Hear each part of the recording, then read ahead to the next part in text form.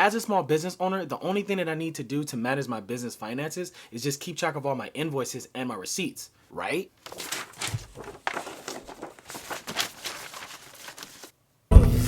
What's up, everyone? This is Mike, the Entrepreneur, coming back with some more entrepreneurial content. Today, we are going to be talking about 3 different tips that you can use so you can manage your small business's finances. If you're new to my channel, please consider subscribing. We talk any and everything you need to know about starting, managing, and growing your side hustle.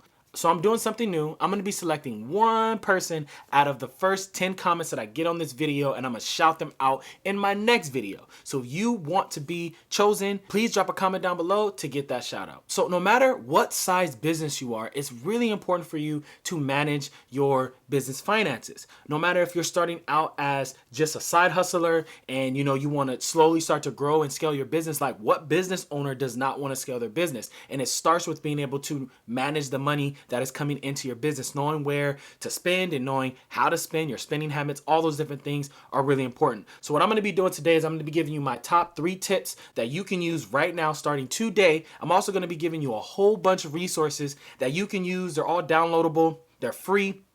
So you can start integrating these tips and these tricks into your startup or your side hustle right now today. So let's get going. The first thing you want to do is separate your personal finances from your business finances. Many of you, the reason why you're on this channel is because you just started a side hustle, whether it be you have an Etsy shop or whatever you're doing to bring in some extra income, you're starting to generate some revenue. And unfortunately, you might be using your personal bank account for all of your business expenses. And I'm going to let you know this right now. That is a no-no. You don't want to do that. You want to make sure you're separating your business finances from your personal finances. And the reason why you want to do that is, number 1, it is extremely clean.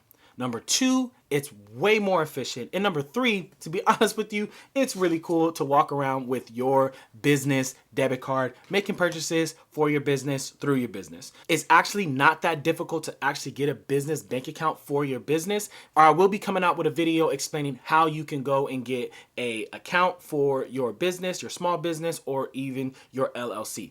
So stay tuned for that. The second tip that I want to share with you is you want to manage your cost. But I'm not good at numbers. It's okay. There's 3 different ways you actually can do this. Number 1, you can DIY it, do everything yourself, create all of your own templates. Maybe you know a little bit about, Excel. Number 2, you can find resources that are very affordable and sometimes even free that can help you along the way. Maybe you don't have enough money to go in and, pay for someone to actually do it, but you can find resources out there. And I have a surprise for you guys. If you check down in the description, I have 2 free templates. One is for how to price your product. So it's an actual template that has a built-in profit projector. So you can figure out what your bottom line is and how much you want to make for your profit, which is really great for you to have. And then the second thing is it's going to be a budget. And that budget you can use to actually organize your finances. And the last way that you can manage your cost is by having someone like FreshBooks come in and help you and assist you along in how you're managing your business's finances. Having a resource like FreshBooks it gives you peace of mind knowing that every single year you are going to be ready for tax season.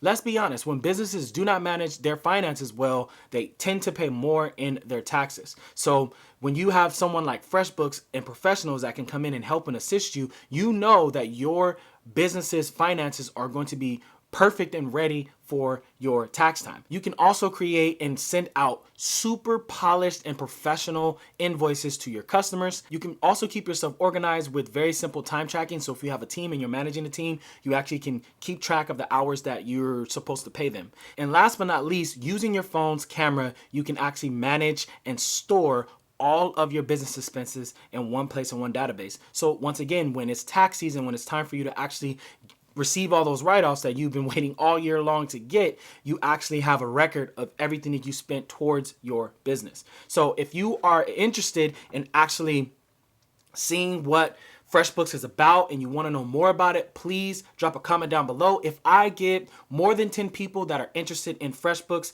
I will actually do another video explaining everything that FreshBooks has to offer your business so you can see if it actually can work for your business.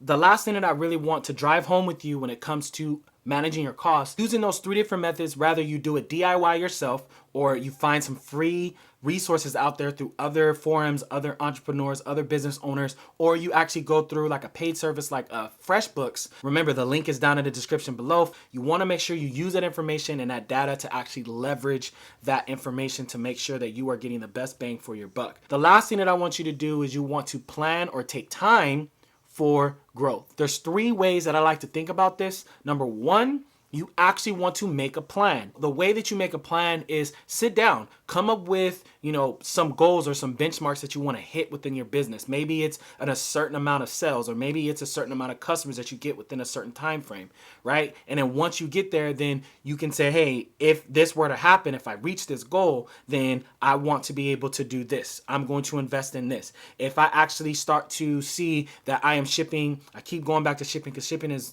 very expensive nowadays, especially with COVID. We're sending out a lot more packages, but let's just say shipping is, you've noticed that you spent a lot more in shipping. It's smart for you to say, hey, if I notice that I'm shipping more than 4 packages a month at $15 each, I know that it's going to be more beneficial for me to go this route. So then you actually create your goals, and then you know exactly what you're going to do once you hit that goal. As a small business owner, do not deprive yourself from actually doing this, actually sitting down and setting goals for yourself. It's kind of like creating a vision board for yourself and the cost of your business as it starts to develop, because you don't want to not be ready once you start to pick up that momentum and that snowball effect starts to happen. What if 100 people order from your online store? What are you going to do? The second thing that you want to do is you want to set up a fund for that, so that you can fund those growth initiatives. If you want to know more about the different business accounts that you should set up for your business, please check out this video. But in that video, I talk about having a capital account. And essentially, that is the extra money that you have within your business that is basically working capital. So it works for your business. So if there's something that you need to get, there's inventory that you need to acquire, or something you have to purchase, a big purchase that you have to have for your business, you purchase it through that account. But it's also a place for you to just continuously save and dump that money in, so that when you need to fund a growth initiative, you can go in and do that. And then last but not least, you actually want to reinvest in your business. Let me give you an example about managing your costs. Most small business owners out there, or someone that has a side hustle, it's very easy for us to get caught into this trap. And I did myself. So especially when I did not have my own business bank account. So let's say I, sold a product or service for $100, and it only cost me $25 to actually produce that item. Ultimately, $75 is profit, right? I paid $25 back to, I put that money back in my pocket because that's what was spent. But what most side hustlers do, they just take that money, they don't reinvest it, they just kick it out, and they just go and they spend it on something that they want.